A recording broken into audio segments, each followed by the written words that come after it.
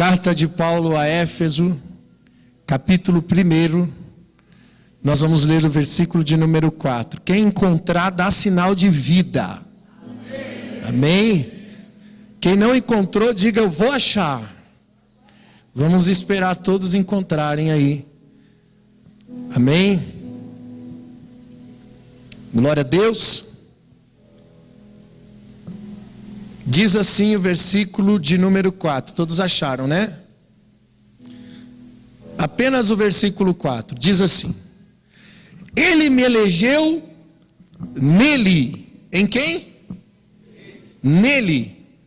Antes da fundação do mundo, para ser santo, irrepreensível diante de quem? Dele, em amor. Eu vou repetir: Ele me elegeu em quem? Nele. Quando? Antes da fundação do mundo. Para quê? Para ser santo, para ser irrepreensível diante de quem? Dele, em amor. Amém? Até aí, fecha a Bíblia, vamos orar. Espírito Santo, nós entregamos o nosso coração uma vez mais na Tua presença, Pai. Fala conosco, não o que queremos ouvir, mas aquilo que nós precisamos ouvir, Senhor. Espírito Santo, Você tem liberdade para conduzir as palavras nessa noite. Fala conosco, dá ordem aos Teus anjos a nosso respeito, Senhor. Que todas as cadeias espirituais, todas as guerras espirituais, todas as obras de Satanás e seus demônios, Senhor, contra a palavra que será ministrada nessa noite, seja desbaratada nessa noite, seja repreendida nessa noite. Nós te damos liberdade, flua, Espírito Santo. Senhor, rasga os céus e desce com a sua graça, com a sua presença, com a sua plenitude. Nos dá a capacidade intelectual de compreender, de entender as revelações da Tua palavra. Irmão, ore assim, diga: Deus, me dá capacidade de entender, me dá capacidade de entender o Teu propósito, a Tua palavra para mim, em nome de Jesus. Pai, nós entregamos o Teu povo nas Tuas mãos e abençoamos a Sua igreja com todas as sortes de bênçãos em Cristo Jesus. Amém e amém. Pode sentar-se, fique à vontade, em nome de Jesus. Amém. Glória a Deus. Posso ouvir um aleluia?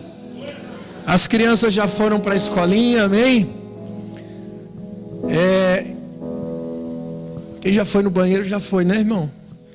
Hoje eu preciso, assim, 100% da sua atenção para conseguir transmitir a mensagem dessa noite, amém? Para que você possa conseguir entender também, você não pode perder. Hoje é um daqueles dias que você tem que forçar um pouquinho aqui para receber, tá bom? Então não deixe ninguém tirar sua atenção. Não permita que o ladrão da unção te atrapalhe. Quem é o ladrão da unção? É aquele que fica conversando na hora que o pastor está pregando, fica cochichando no ouvido, falando de coisas sem sentido. Amém? Então fica na fiação aí, fica ligado para receber. Não permita que você se distraia. Foque. Amém? Tenha foco. Glória a Deus. Hoje eu quero falar sobre identidade, mas para nós entendermos identidade, nós precisamos entender o sentido da existência. Amém? Então a introdução da série Identidade trata-se do sentido da existência humana, a existência de todas as coisas que Deus criou. E para isso você vai ter que dobrar sua atenção. Nós precisamos entender o propósito da existência para depois entender a identidade. O primeiro chamado de Deus ao homem é o chamado a existir. O que é identidade? É ser idêntico a quê? Identidade fala de uma identidade a algo, idêntico a algo. Idêntico a quê? E todos nós somos influenciados. Quem disser que não é influenciado está mentindo, porque ser influenciado faz parte da nossa natureza relacional. Nós fomos criados com a necessidade de se relacionar, e o relacionar causa em nós influência, e que forma também a identidade. Todos nós, de alguma forma, somos frutos de influência. Influência da sua criação, influência dos seus pais, influência do ambiente que você frequenta, influência da escola, influência dos amigos, influência aonde você senta e você compartilha e você relaciona. Você é influenciado, como também você influencia. Isso faz parte da relação, do relacionar do ser humano. E o homem foi criado para receber a semelhança pelo relacionamento do Criador. Por isso, quando Deus criou o homem, a Bíblia diz que Deus fez o homem à imagem e à semelhança do Criador.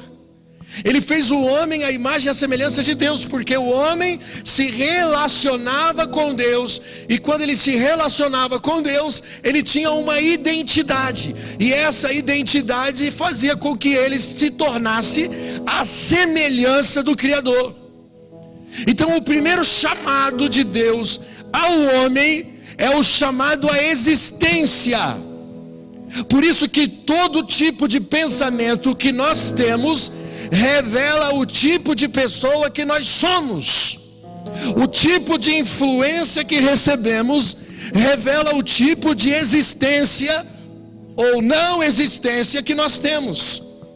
Hoje nós estamos vivendo os fins dos dias. Nós ministramos na série passada falando sobre o amor que se esfriaria nos últimos dias, a corrupção que aumentaria, a desordem, a deturpação moral da sociedade. Tudo isso está acontecendo hoje no mundo. Eu disse aqui em uma ministração semana passada que muito antigamente você ligava a televisão, não tinha cenas de sexo e não tinham palavrões, palavras torpes.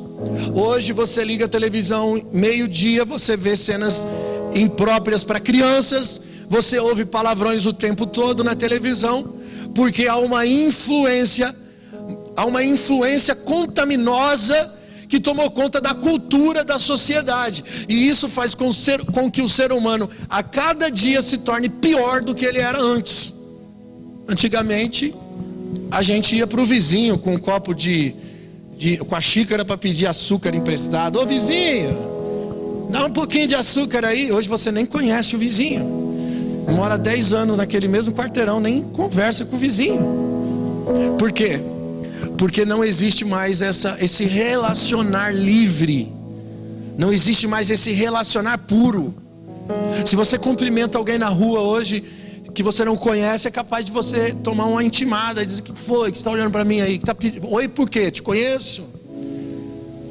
Aí você vai no meio da roça lá do interior, né? E aí você está passando na rua, e aí o cidadão diz: dia, ele nem sabe quem você é, nem te conhece. Se você passa a noite, ele diz: noite. Porque é uma cultura diferenciada. Nós estamos vivendo a corrupção. A metrópole é mais influenciada do que o interior, mas isso tem se alastrado também em muitos lugares. Porque a influência, o relacionar corrupto tem tomado conta do coração dos homens. Então nós temos uma mentalidade que se tornou uma mentalidade operacional e não uma mentalidade existencial. O que é ter uma mentalidade existencial? É saber da onde eu sou, quem eu sou e a partir de quem eu sou. Quando Paulo diz que ele me elegeu nele antes da fundação do mundo com um propósito, ser santo e irrepreensível diante dele em amor, ele está dando a definição da minha existência. O homem, por causa do pecado que se desligou do Criador, ele perdeu o formato existencial e ele criou um formato operacional e não existencial. Então nós passamos a pensar que nós temos que fazer algo para ser alguém. Eu tenho que fazer alguma coisa para ser feliz. Eu tenho que cumprir alguma coisa na minha vida para alcançar um objetivo, para chegar lá no topo e dizer: pronto, cheguei onde eu queria, agora sim eu vou ser feliz. Nos tornamos operacionais e religiosamente falando, o homem também é operacional, porque nós achamos que temos que fazer alguma coisa para Deus, para cumprir o propósito de Deus. Então nós pensamos que o chamado de Deus tem a ver com uma tarefa ou com uma operação. E aí quando alguém pergunta, qual que é seu chamado? Você diz, o meu chamado é ser pastor. O outro diz, o meu chamado é ser evangelista. O outro diz, o meu chamado é obras sociais. E o outro diz, o meu chamado é o discipulado. Deus me chamou para discipular pessoas. E aí vai uma série de tarefas que nós associamos ao chamado. E nós achamos que se nós cumprirmos a tarefa, nós então agradamos a Deus e pronto, glória a Deus, estou preparado para ir para a eternidade. E isso é um grande erro. Em todo tempo, em todo momento, em todas as esferas do fazer, nós pensamos em fazer algo para alcançar um objetivo, uma meta que nós mesmos construímos. Então a pessoa diz o seguinte: eu quero me casar. Está namorando, pretende se casar, mas antes eu preciso trabalhar, comprar minha casa, meu apartamento, sei lá, criar uma estabilidade, e depois que eu tiver uma estabilidade, então sim, eu me caso. Então nós nos tornamos operacionais e não existenciais. Sorrateiramente parece ser um ótimo objetivo. Pastor, a gente não tem que projetar a vida, calcular as coisas para definir o que vamos fazer, isso não é bom para nós. Bom, eu prefiro ficar com o que Jesus disse. E ele disse assim: não vos preocupeis com o dia de amanhã, o amanhã pertence a Deus. Não vos preocupeis com o que há de comer, beber ou vestir. São os publicanos que buscam essas coisas, vocês não. Sabe o que Jesus estava tentando fazer? Tirar a mentalidade operacional e trazer você para a mentalidade existencial. Na mentalidade existencial, eu existo onde? Nele. Para estar diante de quem? Dele. Logo, eu não dependo de mim, eu dependo dele. Não há mais preocupações. O que é uma preocupação? Preocupação, a palavra se define uma pré-ocupação. Você se ocupar com uma coisa que não faz parte da sua ossada. Nós nos preocupamos o tempo todo porque estamos desligados do Criador. E isso revela o quanto nós ainda estamos desligados de Deus. Por quê? Porque sempre que nós projetamos coisas, nós pensamos em nós. E quando pensamos em nós, estamos desfocados. Já ouviu aquela canção que diz: nunca foi sobre nós, é tudo sobre você, para você, Jesus. É uma verdade. Porque quando é sobre nós, irmãos, nós estamos desfocados. O propósito da existência tem a ver com o homem ou tem a ver com Deus? Ser santo, ser irrepreensível diante dele em amor, tem a ver com o homem ou tem a ver com Deus? Cara, quando você olha para todas as coisas da existência dentro de uma esfera da divindade espiritual, você vai perceber que nada tem a ver com você, tudo tem a ver com ele. Se o meu pensamento de vida começa a partir da minha tarefa, da minha missão, daquilo que eu tenho que fazer, isso tem a ver com a minha importância, isso tem a ver com a minha centralidade, isso tem a ver com a minha egocentricidade. Por que somos assim? Porque nós somos assim. É ou não é, irmão? Nós somos assim. Porque o homem está desligado do Criador pelo pecado e ele desenvolveu uma natureza caída. E essa natureza caída define uma cosmovisão de mundo que, segundo o apóstolo João, Na sua carta de 1 João capítulo 2, versículo 16, ele diz que tudo que há no mundo, a concupiscência da carne, a concupiscência dos olhos, a soberba da vida, não vem do Pai, mas vem do mundo. Isso é uma cosmovisão que o homem tem de enxergar a vida, a partir de uma natureza caída. O que é concupiscência? Concupiscência significa desejo.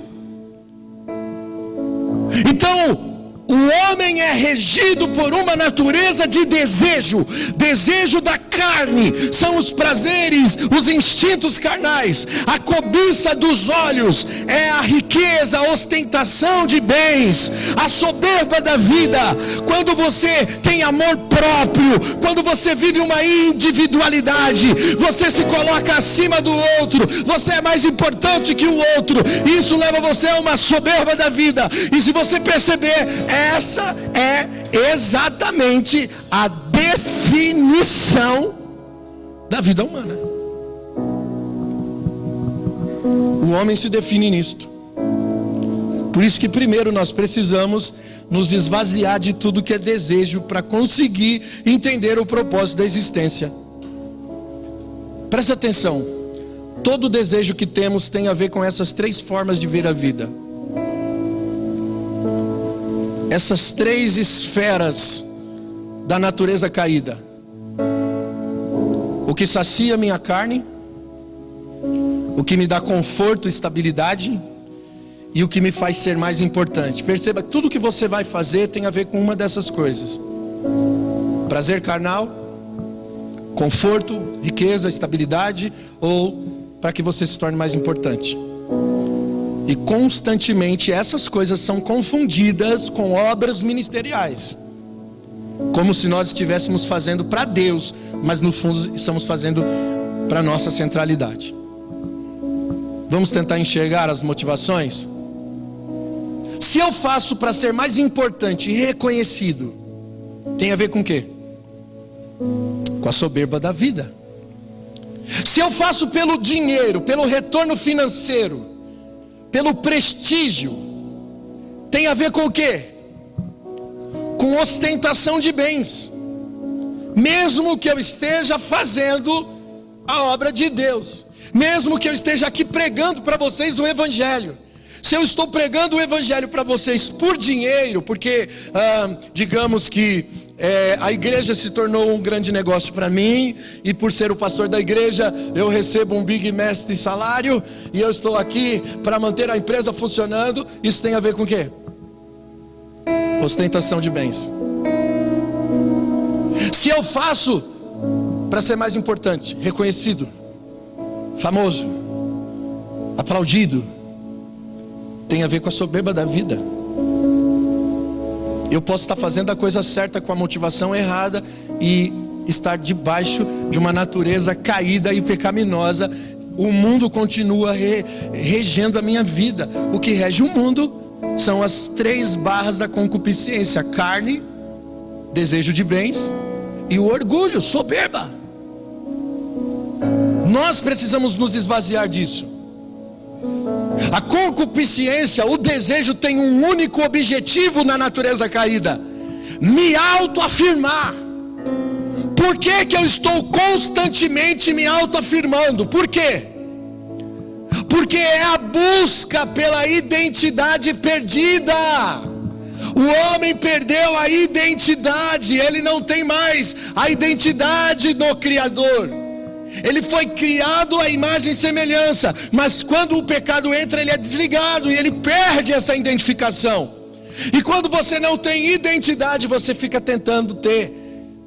E a concupiscência do desejo é nada mais, nada menos do que a busca pela identidade perdida. O homem está tentando ser feliz, está tentando alcançar a autossatisfação, a autorrealização em algo, mas ele nunca é satisfeito. Nem o dinheiro, nem o sexo, nem a comida, nem os manjares desse mundo, nem os aplausos, os reconhecimentos, nada consegue satisfazer o homem, porque isso não o identifica com o Criador, não dá a ele existência.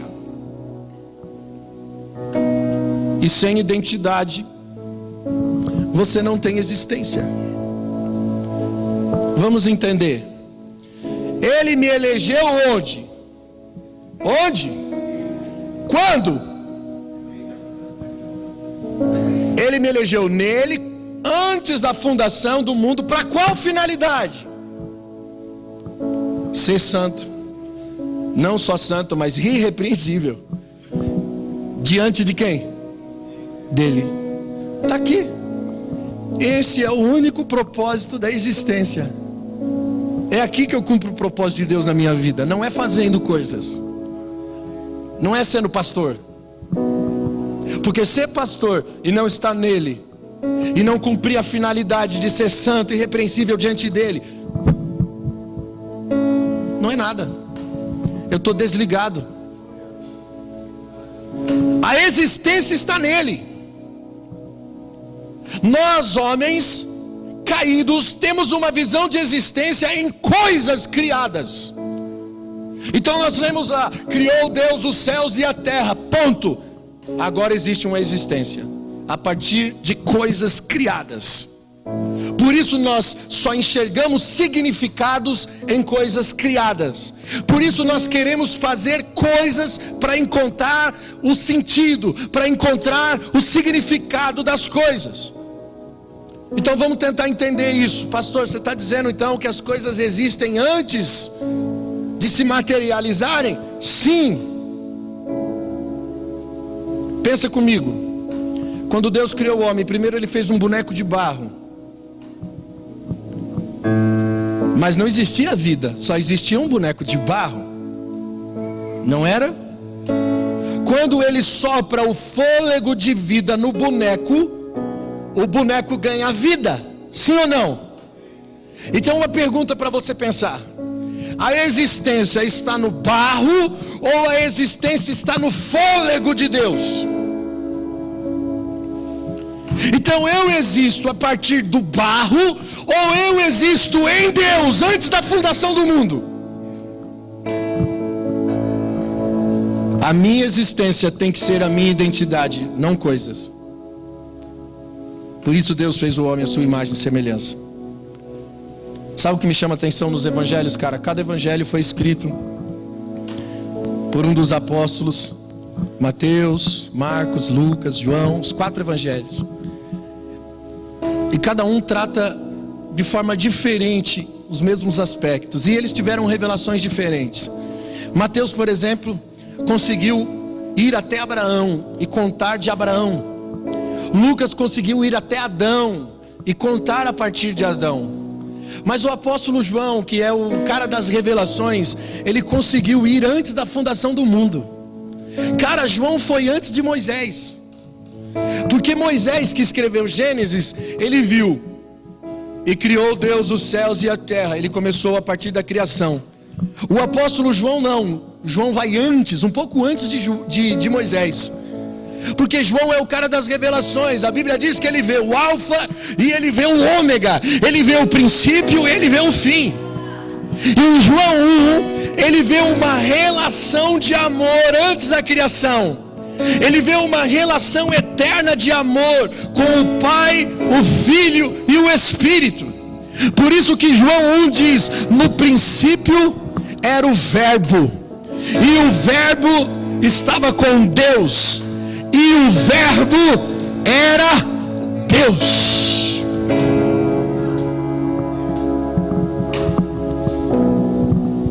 Olha só depois ele começa a falar o que Moisés viu em Gênesis 1. Ele viu coisas sendo criadas, mas antes ele viu uma relação de amor. O Verbo estava com Deus ao ponto de unir de forma indivisível, onde o Verbo era Deus. Por quê? Só existe existência naquilo que está em Deus. E quando está em Deus, logo o representa. O Verbo estava com Deus, logo também era Deus. Porque a existência está em Deus. As coisas não vieram a existir porque Deus deu uma ordem e as coisas passaram a existir. as coisas passaram a existir a partir de uma relação de amor com o Criador. No princípio era o Verbo que estava com Deus, e era tão junto, que era um com Deus, logo também era Deus. E tudo que existe nasceu desta relação do Deus Pai com o Verbo, que é o Deus Filho, e através da movimentação do Deus Espírito Santo. Cara, o DNA do universo e da existência está na relação pactual de um eterno Pai, de um eterno Filho, de um eterno Espírito Santo. O sentido de todas as coisas criadas está no relacionamento. A existência passou por uma gestação do relacionamento da Trindade Santa. Por isso que ele diz em Efésios 1:4: Ele me elegeu nele antes da fundação do mundo para estarmos perante Ele. Esse é o propósito. E a palavra no original aqui para fundação é a palavra concepção. O que é concepção? É como uma semente em um útero. Quando a palavra em fundação do mundo, ela está falando que houve uma concepção antes do mundo vir a existir. Houve uma relação entre a Trindade, e dentro dessa relação uma gestação, uma concepção de uma relação de amor do Pai, do Filho e do Espírito Santo. Isso parece doideira, mas fica comigo, Hebreus 11:3. Olha o que a Bíblia diz: porque pela fé entendemos que todo o universo foi formado pela palavra de Deus, de modo que o que se vê não foi feito do que é visível. Diga comigo: o que se vê não foi feito do que é visível. Um exemplo. Só o teclado. Mulher grávida. Minha esposa está grávida. Tem mais alguma grávida aqui? Uma gravidinha? Mais uma ali? O que acontece para ficar grávida? Agora eu vou ficar vermelho. Existe uma relação.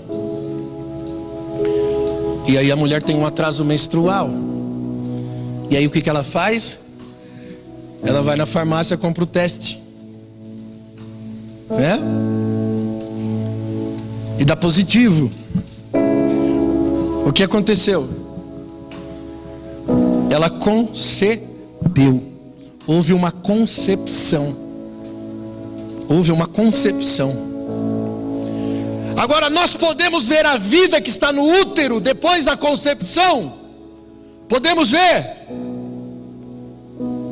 Primeiro é um embrião, depois é um feto, e depois, se torna um bebê e nasce.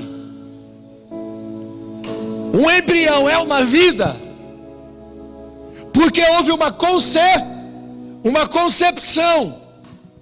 A vida existe quando sai do ventre ou quando ela foi concebida no útero. E como que foi concebida? Como? A partir de uma relação de amor. E assim todas as coisas foram concebidas na existência. Você já parou para pensar, irmãos? Lá em Romanos 1 diz que tudo que Deus criou revela Ele mesmo. Não é isso? A criação revela o Criador. Depois você lê lá em Romanos 1. E por causa disso o homem se tornou indesculpável, porque o homem deixou de revelar o Criador. Por causa da separação e por causa do pecado, o seu coração se obscureceu e se desvaneceu. E eles passaram a viver as paixões pecaminosas da carne. As mulheres deixaram o uso natural da mulher. Os homens deixaram o seu uso natural e começaram a ter relação homens com homens, mulheres com mulheres. Está lá em Romanos 1. Cometendo, a Bíblia diz, abominações. Por que isso é abominável? Porque não revela o Criador. Um homem com um homem não pode conceber, não há concepção. Uma mulher com uma mulher não há concepção. porque não foi criado para essa relação. Perceba que quando Deus cria o homem, quando Deus cria o homem e percebe que o homem está só, e diz não é bom que o homem esteja só, e ele cria a mulher, qual era o objetivo de Deus quando ele fez isso? O homem nunca poderia conhecer Deus se não houvesse uma relação pactual, onde duas pessoas se tornassem uma, onde duas pessoas pudessem criar uma gestação, conseguir conceber, gerar e entender quem é Deus a partir desta gestação. Isso revela o Criador. Cara, o maior milagre que existe na vida, pensa comigo, gente. Duas pessoas, claro, macho e fêmea, tem o poder de criar uma vida, de gerar, de trazer a existência do invisível, do que não é visível. Isso é um milagre. Você já parou para pensar? Hein, irmã, tem uma vida dentro de você, uma vida que foi gerada a partir de você. Isso é milagroso. Isso representa o próprio Deus. A criação revela o Criador. Deus cria por meio do verbo que é Jesus, enquanto o Espírito se move sobre aquilo que Deus cria, uma gestação, uma concepção. Quando ele diz que o que existe, existe a partir do que nós não vemos, ele está falando de uma concepção. A existência só é existência e só se materializa porque antes houve uma concepção. Porque antes houve uma existência no invisível, dentro da concepção. Quem é contra o aborto aqui? Todo mundo, né? Por quê? Porque é uma vida. Pois foi assim que todas as coisas nasceram, depois do processo da concepção. Por isso que Colossenses 1,16 diz o seguinte, preste atenção: pois nele, Jesus, foram criadas todas as coisas no céu e na terra, as visíveis e as invisíveis, sejam tronos, sejam soberanias, sejam poderes, sejam autoridades. Todas as coisas foram criadas por ele e para ele. Ele é antes de todas as coisas, vírgula, e nele tudo subsiste. Escute, nele foram criadas o quê? Todas as coisas. O que é todas as coisas? É todas as coisas. E foi criada por ele e para ele. E olha que interessante, e somente nele subsiste. O que é subsistir? Subsistir é continuar existindo. Só há existência nele. Você só continua existindo se você estiver nele, porque é nele que tudo continua existindo. Olha o que Paulo também diz em Romanos 11:36. Pois dele, por ele e para ele são todas as coisas, para a glória eternamente. Amém. Paulo dá a causa, o motivo e a finalidade da nossa existência. Qual que é a causa? Dele. Qual que é o motivo? Para ele, por ele, aliás. Qual que é a finalidade? Para ele. Todas as coisas foram concebidas nele. Por isso que Jesus é chamado de o Logos de Deus, a ideia de pensamento original, onde através de todas as coisas vieram existir. Nele todas as coisas foram criadas, geradas, concebidas. Mas por causa do pecado, o homem foi separado dele. E o que acontece com a separação? O que acontece se somente nele subsiste? O que acontece quando você está separado daquele a qual tem o poder de fazer as coisas continuarem existindo? Você deixa de existir. Separado você não tem existência. Olha o que Isaías 59:1 diz: vejam, o braço do Senhor não está encolhido para que não possa salvar, nem o seu ouvido agravado para que não possa ouvir. Mas as suas iniquidades separam vocês do seu Deus.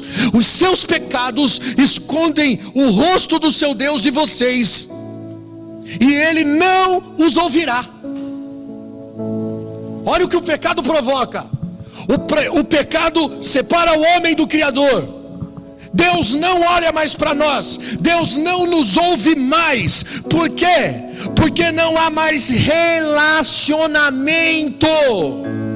Não há cumplicidade, também não há unidade.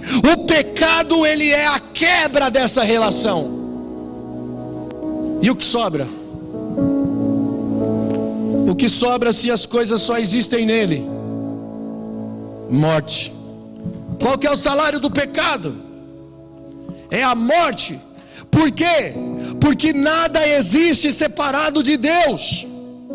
O que é separação? É morte. O que é morte? Separação. Por quê? Porque nele está a vida e a luz. Se eu não estou mais nele, não tenho mais vida e não tenho mais luz. Separado eu não tenho vida, separado eu tenho morte. Porque nada foi concebido na relação da Trindade para existir separadamente do Criador. Por isso que nada que está separado dele pode subsistir. Um exemplo de naturezas: a verdade e a mentira.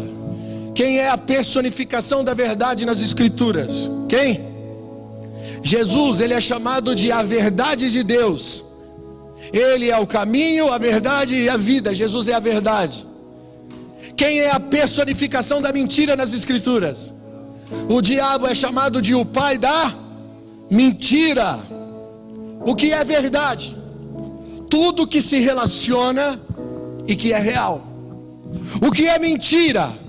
Tudo que não existe e que é separado. Por isso que a natureza caída que me separa, me rouba da existência, e tudo que eu estou vivendo é uma mentira, não é real.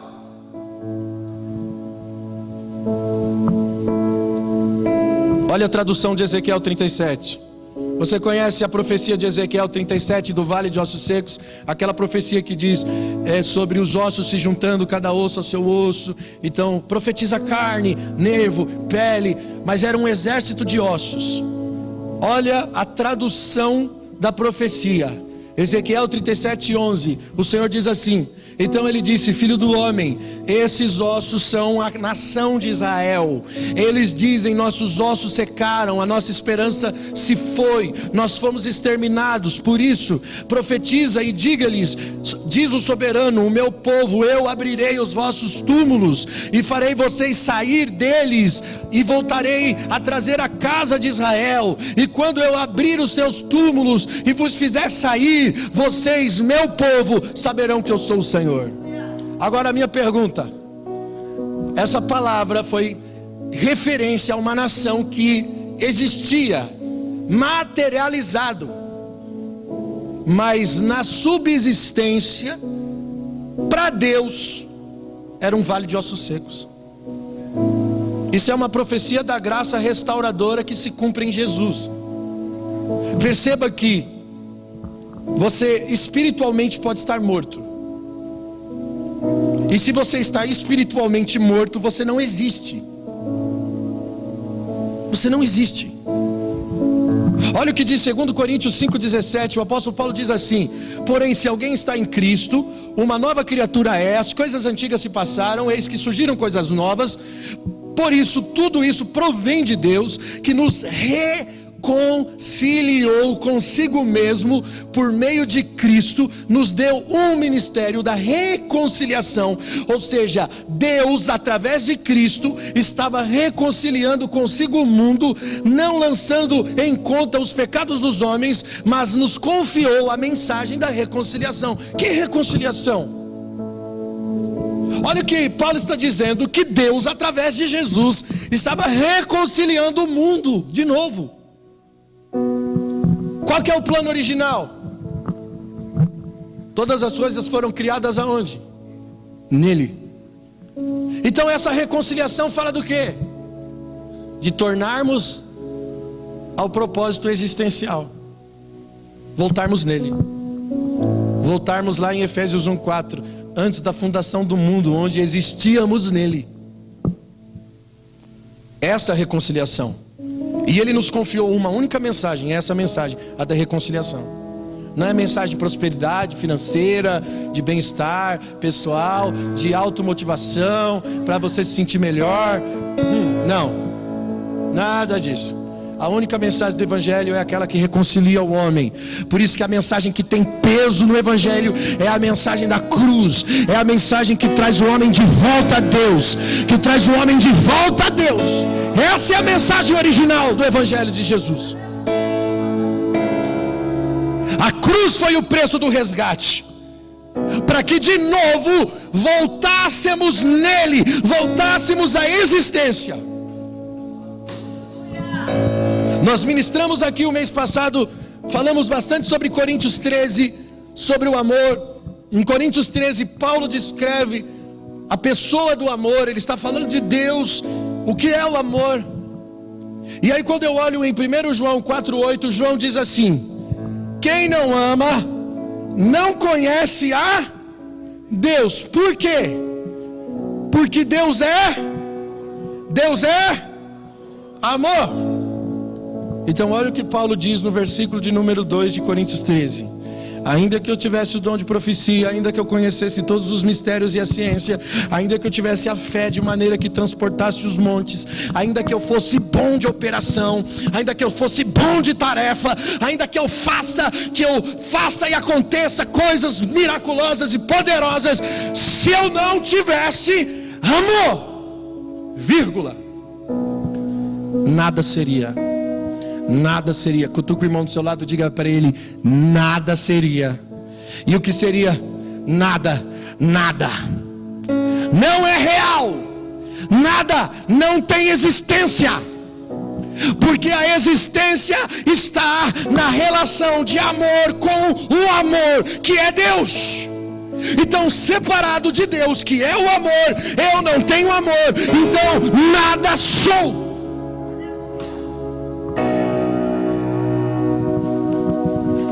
Efésios 2:1 na linguagem de hoje diz assim: antigamente, por vocês terem desobedecido a Deus e por terem cometido os pecados, vocês estavam espiritualmente mortos.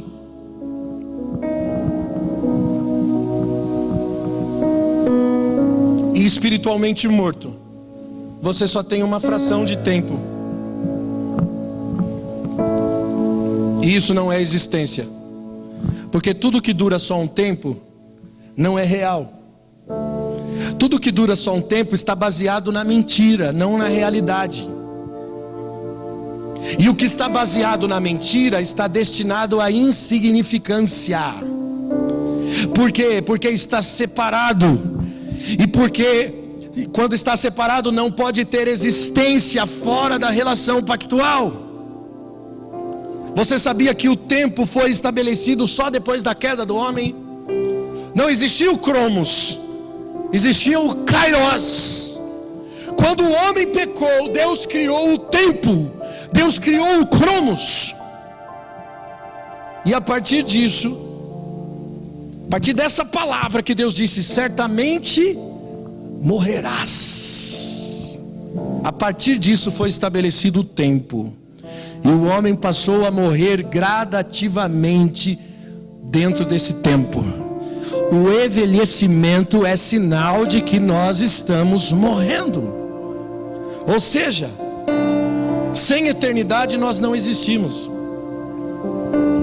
Sabia? Quando você fecha os olhinhos assim no espelho e você vê aquelas ruguinhas, tá morrendo. Quando começa a aparecer uns cabelinhos brancos, alguns já encheu a cabeça, porque tá morrendo. Alguns não tem nem mais cabelo, caiu tudo, tá quase morto.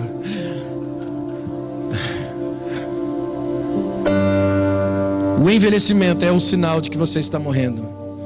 Por isso segundo Pedro 3,8, ele diz o seguinte: olha, irmãos, presta atenção aqui. Ele diz: não ignoreis, irmãos, um dia para Deus é como 1000 anos. Um dia. Pedro está falando do Kairos. Gente, você está se baseando aqui na vida passageira? O Kairos é muito longo, meu irmão. Agora pensa comigo, gente. O tempo para nós é uma coisa, para Deus é outra coisa. Amém? Existe uma diferença do Kairos e do Cromos. O Cromos é o nosso tempo, o Kairos é o tempo da eternidade. Se no tempo do Kairos um dia aqui é 1000 anos, vamos fazer uma conta? Quem é bom de matemática aí? A vida humana dura quanto tempo? 70, 80, passar disso é enfado da carne, né? Então vamos para a continha, irmãos. No nosso tempo de vida, vendo a partir do Kairos, imagina assim, que você está lá na eternidade, no tempo de Deus, assistindo os homens no tempo do Cromos. Como é que seria a passagem da nossa existência aqui na terra? Se um dia é como 1000 anos para Deus, vamos fazer uma continha de 80 anos. Quanto seria 80 anos nesse Kairos de Deus? 80 anos seria 8% de um dia. E 8% de um dia é equivalente ao tempo de 96 minutos. Então eu estou lá no Kairos, olhando para existência insignificante que não existe, de um homem separado do tempo da eternidade, que viveu 80 anos, só que no Kairos parece 96 minutos. Doideira isso, né, irmão? Isso não é existência, porque tudo foi criado a partir de um relacionamento eterno. Logo, tudo só pode existir a partir deste relacionamento eterno. Deus chamou tudo que criou à existência, e Ele não fez isso sozinho. Existiu uma relação com o Verbo e um movimentar do Espírito. Enquanto Deus chama a existência através do Verbo, enquanto o Verbo especifica, o Espírito se move sobre aquilo que o Verbo especifica. O que é isso? Concepção. Então a existência tem a ver com uma relação eterna de amor. Romanos 1:20. Porque as coisas invisíveis, desde a criação do mundo, o seu poder, a sua divindade, se entendem claramente, são vistas através das coisas criadas. Por isso o homem se tornou indesculpável, porque conhecendo Deus, não deu glória a Deus, esteve desligado de Deus, e o seu coração se desvaneceu e se obscureceu, e eles passaram a ser entregues à cobiça do seu próprio coração, e começaram a cometer atos de torpeza.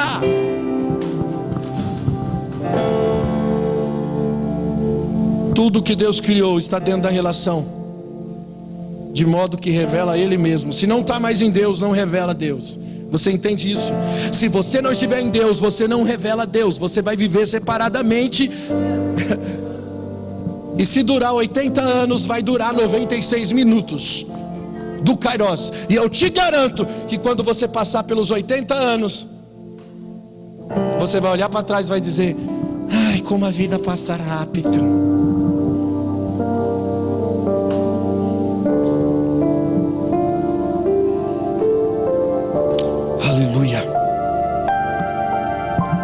Sabe o que Paulo está dizendo? Que o homem criado tinha uma natureza. Qual? Deus. E Deus era revelado, entendido através dessa relação, porque o homem estava nele. Por isso que não dá para você ser bom. Eu posso pregar para você sobre moralidade, eu posso falar para você sobre honestidade, eu posso falar para você sobre santidade, eu posso falar para você sobre o certo e o errado, e você pode sair daqui, ir para lá e dizer: não, eu vou conseguir, eu não vou pecar, não, eu não vou me masturbar, eu não vou fornicar, eu não vou corromper o meu corpo, eu não vou mentir, eu vou me manter. E através de um esforço humano, você nunca vai conseguir. Não tente parar de pecar sozinho. É burrice, perda de tempo. Você precisa voltar nele. Nele está a vida, nele está a luz dos homens.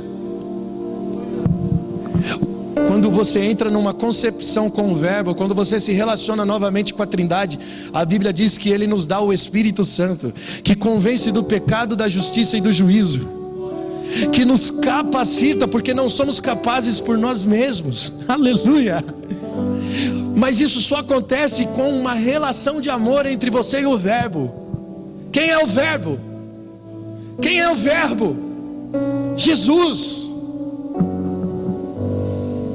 Olha a parábola do semeador, em Mateus capítulo 13. Quem conhece a parábola do semeador?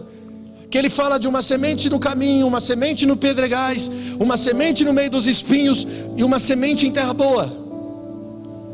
Jesus compara o reino dos céus, que é a eternidade, com uma relação e uma concepção através da palavra, que é o verbo, em uma determinada terra. Quem é a terra nessa parábola? Quem é a terra? Nós. Quem foi feito do barro? Nós. Então no versículo 23 diz que a semente que foi semeada na terra boa, quem é? É aquele que ouve e compreende a palavra, então dá fruto, produz 100, 60 e até 30. Terra boa se relaciona com o verbo, há uma concepção de vida e ela frutifica. Mas por que a semente que caiu no meio do caminho não encontrou concepção? Por quê? Versículo 19: porque alguém que, ouvindo a palavra do reino, não entendendo, vem o maligno e arrebata o que foi semeado no seu coração. Esse é o que foi semeado ao pé do caminho. Eu vou explicar para você entender. Você é uma terra que está no caminho. Você não consegue entender a palavra. Por quê? Porque o maligno vem e arrebata a palavra. Quem são os caras que estão no meio do caminho? São aqueles que não conseguem ir para a igreja, não conseguem ouvir um culto. Quando vem não consegue prestar atenção, não tem sede de Deus, da palavra, não tem interesse, por isso não consegue entender. Você é uma terra, é uma estrada, é um alvo das aves que vêm e que roubam.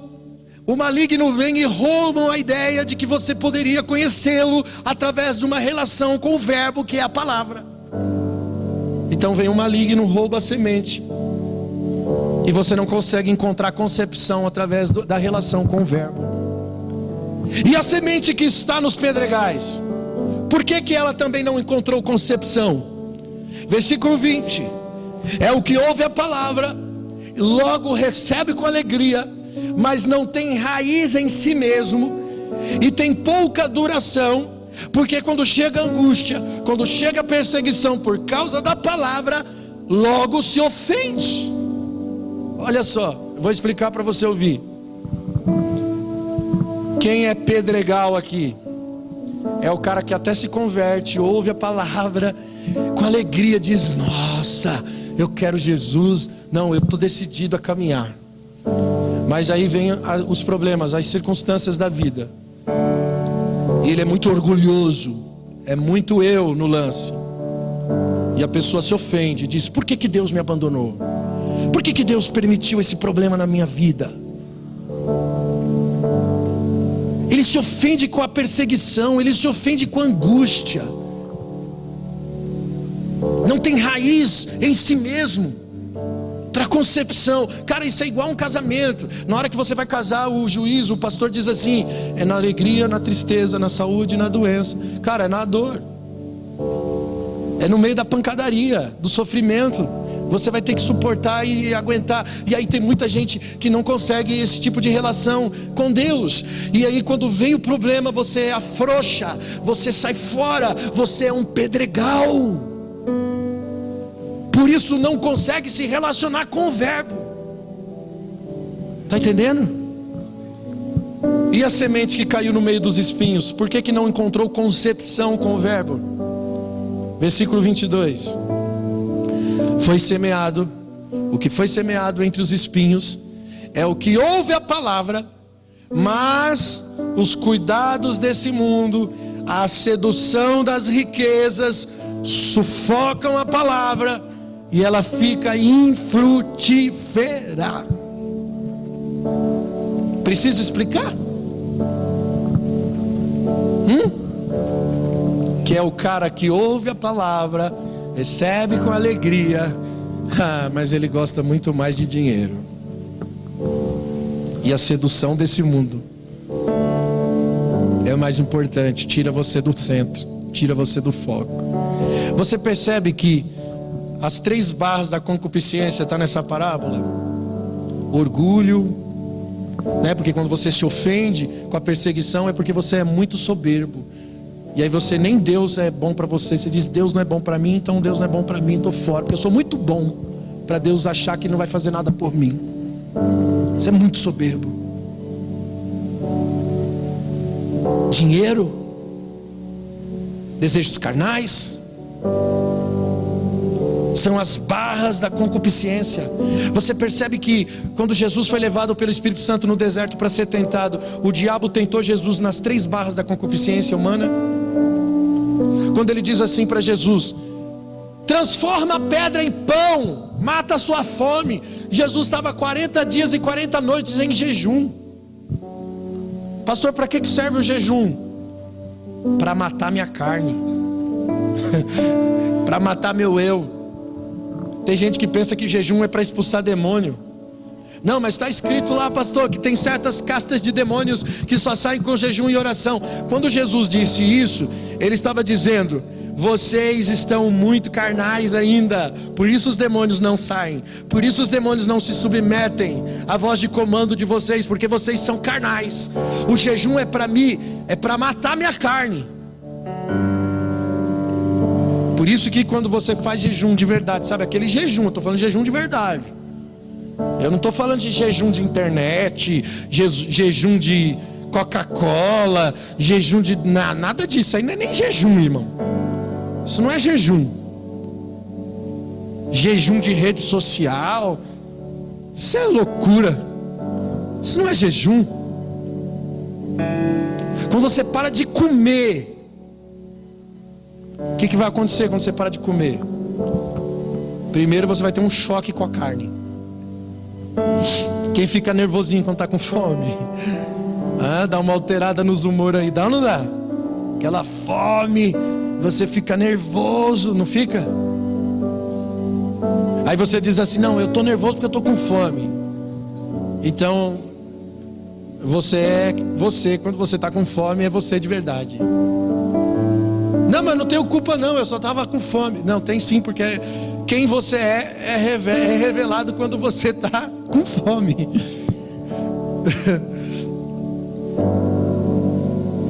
E aí você entra no processo de santificação, em oração. Quem já fez jejum sabe do que eu estou falando. Aquela irritação passa. E você entra numa leveza espiritual tão grande, porque você começa a contemplar coisas espirituais dentro desse relacionamento com a Trindade. Você começa a ver coisas espirituais tão profundas dentro de um ambiente relacional, porque você está matando a sua carne. Jejum é para matar a carne. O diabo sabia que Jesus estava com fome. Transforma a pedra em pão. Só que ele já estava no ambiente da revelação. E ele disse: Satanás, nem só de pão viverá o homem, mas de toda a palavra. Depois o diabo tenta Jesus na barra do orgulho. Leva Jesus para um alto monte e diz assim: tu és o Filho de Deus? Prova! Te joga daqui para baixo. Está escrito que dará ordem aos teus anjos a teu respeito. Quero ver. Jesus provou alguma coisa? Não. Ele disse: Satanás, não tentarás o Senhor seu Deus. Também está escrito: não tentarás o Senhor teu Deus. Depois ele tentou Jesus com as riquezas. E a Bíblia diz que ele mostrou todos os reinos do mundo, as riquezas dos reinos, e disse: se você se dobrar, eu te darei. Foi-me dado, dou a quem quero. Jesus fiel disse: ah, Satanás, não adorarás o Senhor outro Deus, porque não há outro Deus senão um só a ser adorado. Ele não se rende, ele não se dobra às concupiscências. Mas nós, separados de Deus, nos rendemos, nos vendemos a qualquer coisa.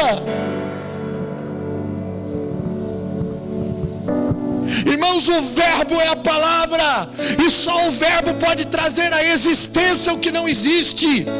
Você já parou para pensar que você pode estar apenas aqui, irmãos, em um processo de 96 minutos?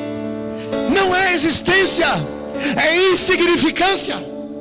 Que a eternidade só tem um sentido: estar nele, viver diante dele. Esse é o objetivo da existência. Sabe por que o planeta continua na órbita? Porque o planeta foi criado nele e está nele.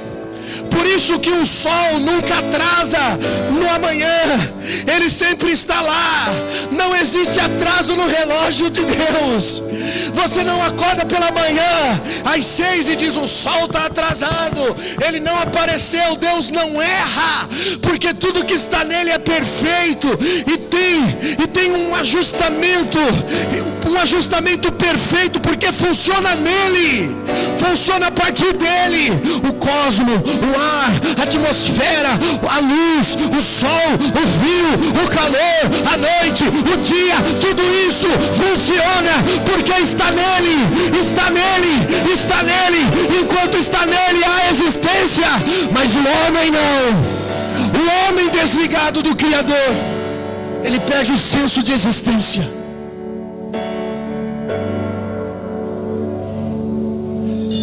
Não permita mais. Ei.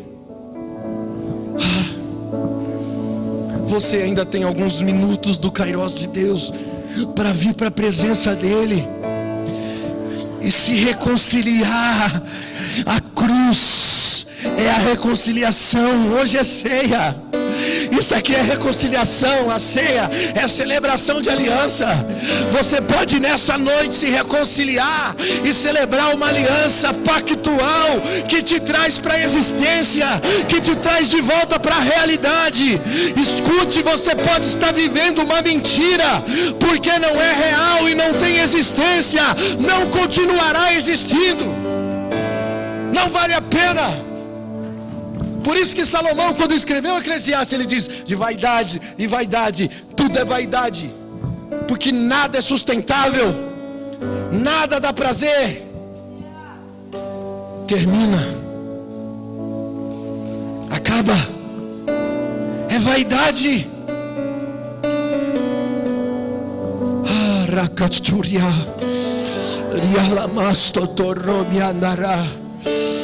Por isso que nós precisamos acordar todos os dias. Nós precisamos acordar com Ele, dormir com Ele, viver com Ele, passar a tarde com Ele, o dia com Ele, viver intensamente uma vida nele, uma vida conectada nele. Nós precisamos jejuar, gente, matar a carne. Nós precisamos nos ligar nele, centralizar a vida nele, voltar à existência, por favor. Isso é uma vida insignificante que não vale a pena. Volte a Jesus. Dinheiro não vai te dar felicidade. Tem muita gente aí em depressão, cometendo suicídio, com muito dinheiro no banco, com muita coisa para fazer lá fora, com muito atrativo especial, mas nada disso pode saciar. Ego, fama, aplauso, reconhecimento não vai te dar satisfação. Tem muita gente lá fora que tem aplauso, que tem reconhecimento, que é importante aqui fora, mas não é feliz, é vazio, porque é obscuro por dentro. Não adianta. Tem muita gente que vive em si a sua vida alimentando a sua carne, vivendo os prazeres da carne, mas é amargo, é vazio, não tem vida, porque a concupiscência não sustenta a existência, não te traz a uma identidade, não pode suprir aquilo que só nele pode ser suprido. A sua existência só pode ser compreendida, você só pode ser completo nele. Sabe o que significa acordar pela manhã e dizer: como eu sou feliz, como é bom, Jesus, viver com você. Mesmo que você não tenha filé mignon na mesa, mesmo que você não tenha o carro na garagem, mesmo que você não tenha uma casa linda, meu irmão, mesmo que você more numa casa de paredes de madeira, a alegria está na existência. Não é operacional, é existencial. Eu não tenho que fazer nada para ser feliz. Eu não tenho que cumprir algo para ser feliz. Eu não tenho que alcançar algo para ser feliz. Eu tenho que voltar ao propósito da existência. Se eu voltar nele, eu serei feliz. Eu me sentirei completo. O vazio vai embora. O vazio some.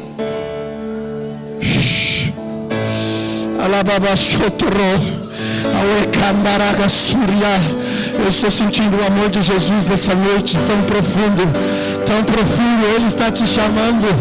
Fica de pé comigo nessa noite.